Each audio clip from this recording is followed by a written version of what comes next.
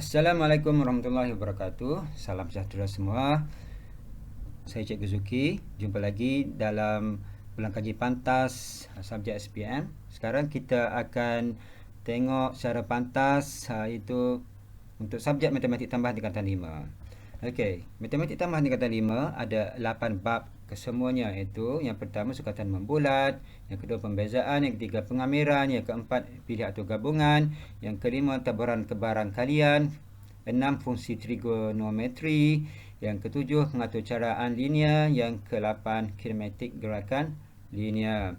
Okey, kita tengok bab yang pertama dahulu, sukatan membulat. Okey, radian. Okey, membuat berkaitan antara ukuran sudut dalam radian dengan darjah.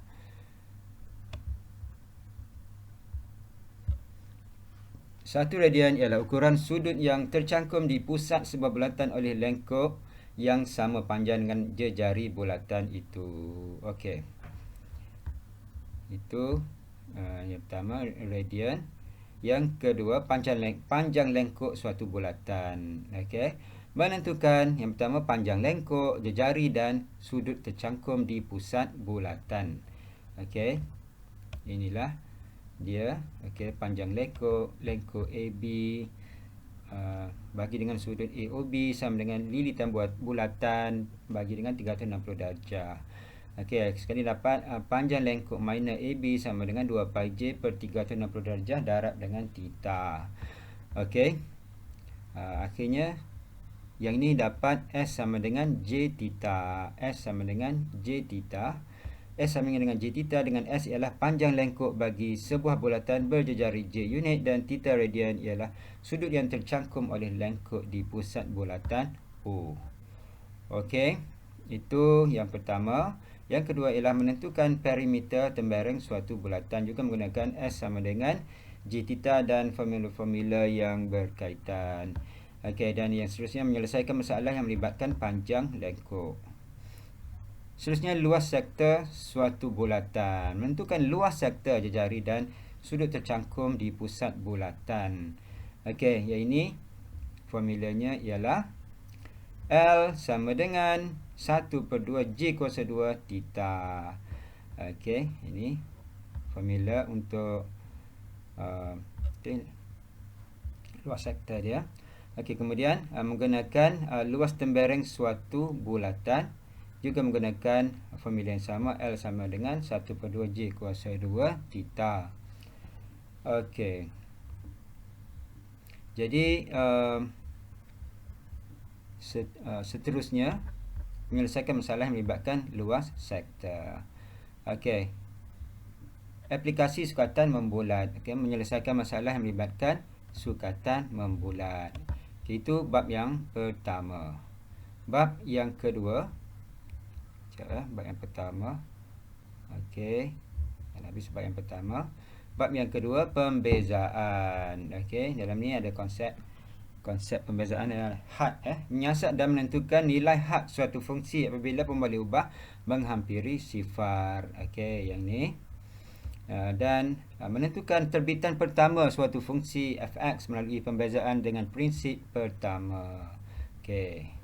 Ini kecerunan tangent 80 sama dengan y2 tolak y1 per dengan x2 tolak x1 seterusnya.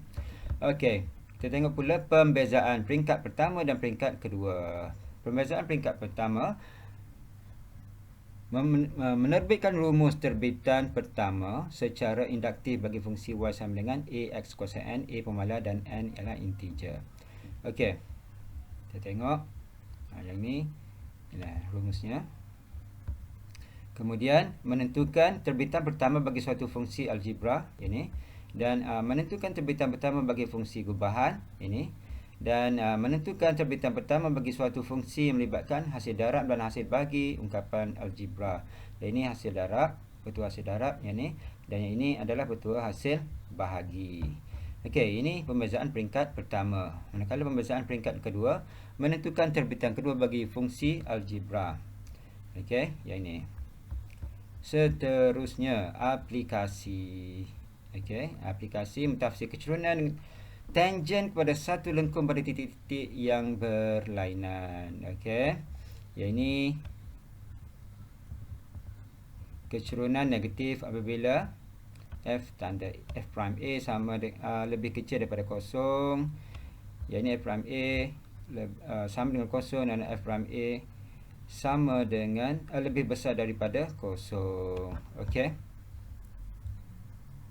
Menentukan persamaan tangen dan normal kepada satu lengkung pada suatu titik. Okey, yang ini persamaan bagi tangen, yang ini persamaan bagi normal. Okey. Seterusnya menyelesaikan masalah yang melibatkan tangen dan normal, menentukan titik pusingan dan menguraikan sifat titik pusingan tersebut. Ini. Okey. Titik pegun A ialah titik maksimum, titik pegun B ialah titik minimum. Ini suatu titik pusingan pada lengkung Y sama dengan fx ialah titik minimum. Okey, apabila dy per dx sama dengan kosong dan d2y per dx kuasa 2 lebih besar daripada kosong. Okey. Seterusnya menyelesaikan masalah yang melibatkan nilai maksimum dan nilai minimum serta mentafsir penyelesaian tersebut, mentafsir dan menentukan kadar perubahan bagi kuantiti yang terhubung. Yang ni okey. Menyelesaikan masalah yang melibatkan kadar perubahan bagi kuantiti yang terhubung dan mentafsir penyelesaian tersebut, mentafsir dan menentukan perubahan kecil bagi penghampiran suatu kuantiti. Okey, yang ni. Dan menyelesaikan masalah yang melibatkan perubahan kecil dan penghampiran suatu kuantiti. Okey, itu aplikasi pembezaan. Okey, sekarang kita habis bab pembezaan. Kita tengok pula pengamiran. Sebagai songsangan pembezaan, kamiran tak tentu, kamiran tentu dan aplikasi. Okey, menjelaskan perkaitan antara pembezaan dan pengamiran. Yang ini, okey, yang ini pembezaan. Okey, kalau nak tukar kepada fx, tukar kepada pengamiran f prime x. Okey, f tanda x ni. Okey, pengamiran fx. Okey, jadi pembezaan. Okey, dia boleh saling tukar-menukar antara kedua ni. Dia saling berkait antara pembezaan dan pengamiran. Okey. Kamiran tak tentu. Menerbitkan rumus kamiran tak tentu secara induktif. Okey, yang ni. Menentukan kamiran tak tentu bagi fungsi algebra. Yang ni. Menentukan kamiran tak tentu bagi fungsi berbentuk ax tambah b, ax tambah b kuasa n dengan keadaan a dan b adalah pemalar. Okey. N integer dan n tak sama dengan tolak 1 ni menggunakan kaedah penggantian. Okey. Menentukan persamaan lengkung daripada fungsi kecerunan. Okey, yang ni. Okey, ini kamiran tak tentu. Menentukan kamiran tentu pula. Ada banyak juga. Okey, menentukan nilai kamiran tentu bagi fungsi algebra. Ini menyiasat dan menerangkan perkaitan antara had bagi hasil tambah luas segi empat tepat dengan luas di bawah suatu lengkung. Okey, yang ni. Okey, menentukan luas suatu rantau. Okey, yang ni. Okey, ni yang ni kamiran a ke b y dx. Okey. Yang ni x dy lah. Okey, ni paksi y ni, ni paksi x. Okey.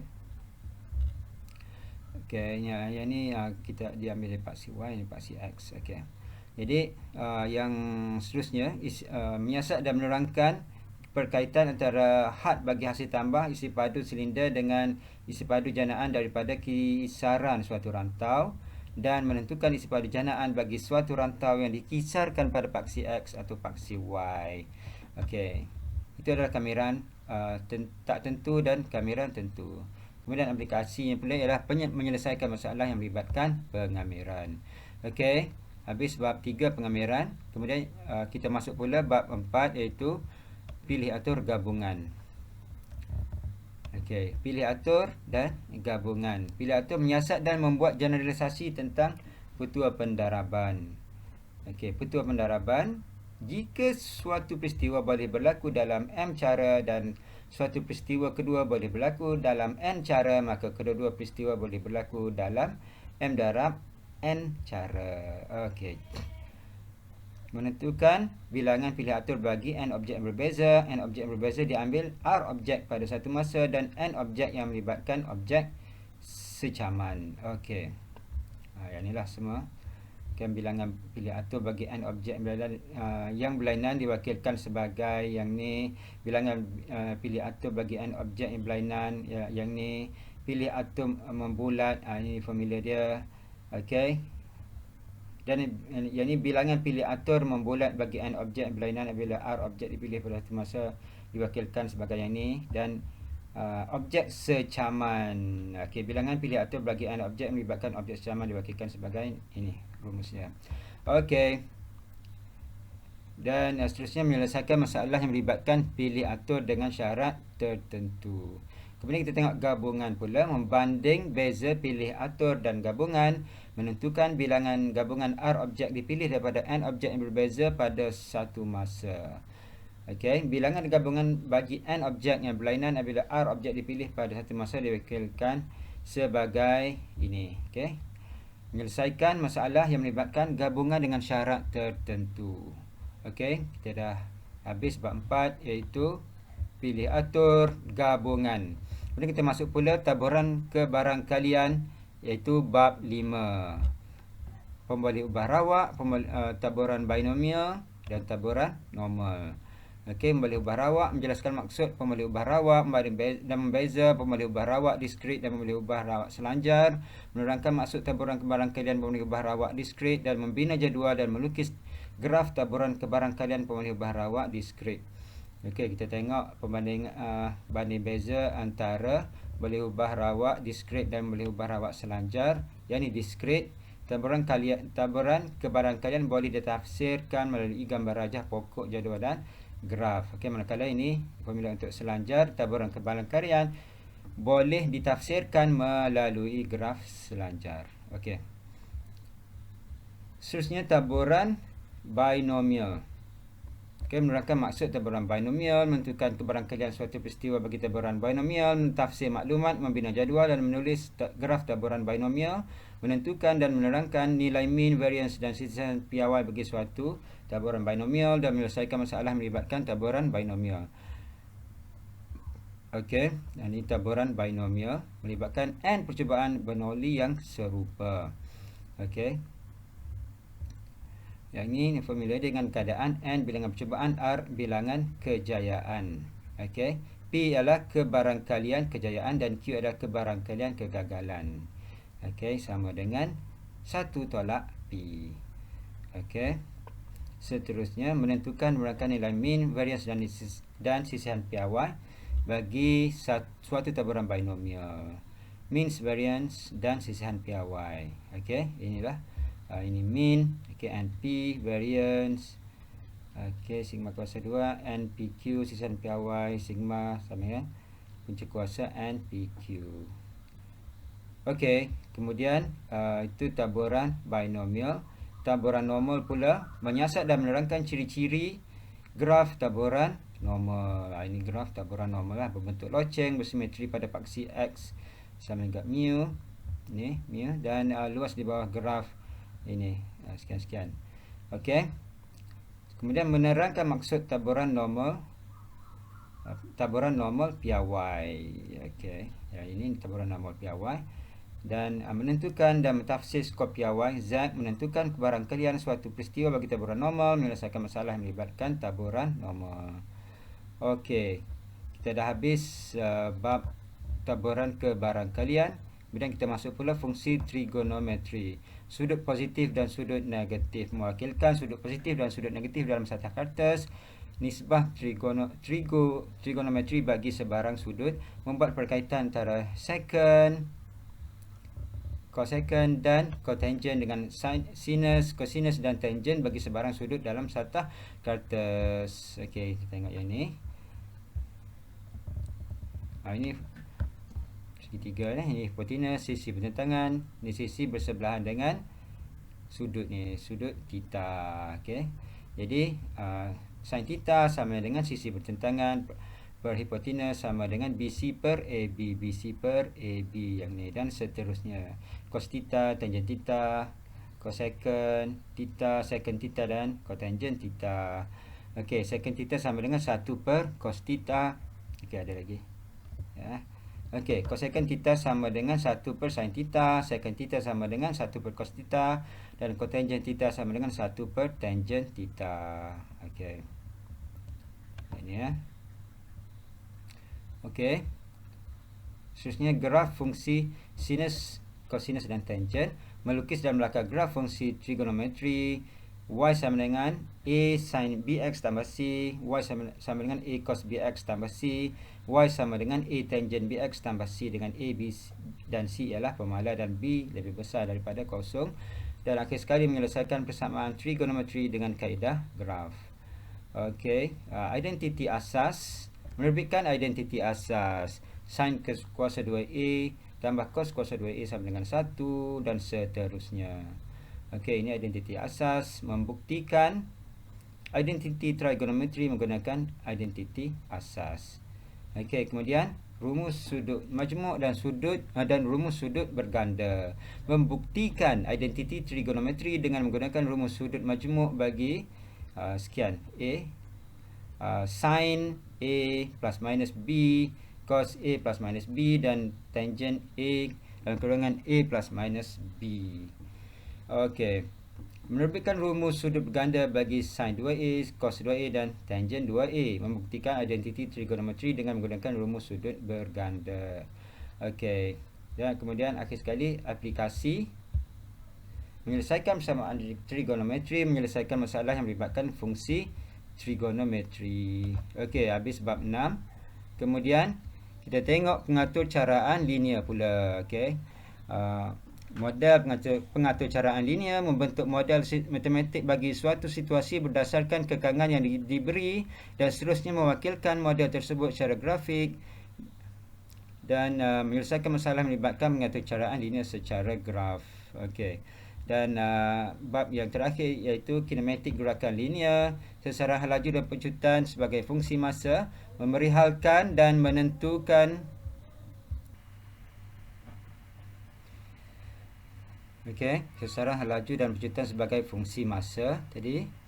Yang kedua ialah pembezaan dalam kinematik gerakan linear. Okey, menghubung kait antara fungsi sesaran, fungsi laju dan fungsi pecutan, menentukan dan mentafsir pecutan seketika suatu zarah daripada fungsi laju dan fungsi sesaran. Ketiga, menentukan dan mentafsir hal laju seketika suatu zarah daripada fungsi sesaran. Okey. Kita tengok hubung kait antara fungsi sesaran dan fungsi laju dan fungsi pecutan. Kita tengok di sini. Sesaran S. Okey. Sesaran V. Sesaran S. Okey, V sama dengan ds per dt. Jadi hal laju. Okey, hal laju V A sama dengan dv per dt sama dengan d kuasa 2s per dt kuasa 2. Jadi pecutan. Okey. Nah, kalau pecutan pula melalui pengamiran A dt. Okey. Dan hal laju V boleh ditukarkan pada sesaran, belum menjadi sesaran, S sama dengan kamiran V dt. Okey. Jadi inilah dia hubung kait antara fungsi sesaran, fungsi hal laju dan fungsi pecutan. Okey. Jadi itu yang kedua. Dan yang ketiga, pengamiran dalam kinematik gerakan linear. Menentukan dan mentafsir hal laju seketika suatu zarah daripada fungsi pecutan. Menentukan dan mentafsir sesaran seketika suatu zarah daripada fungsi hal laju dan fungsi pecutan. Okey, dan akhir sekali ialah aplikasi menyelesaikan masalah kinematik gerakan linear yang melibatkan pembezaan dan pengamiran. Okey, kita habis bab 8. Maknanya kita dah habis bincang untuk ke-88 bab matematik tambahan tingkatan 5. Jadi cikgu harapkan kamu semua dapat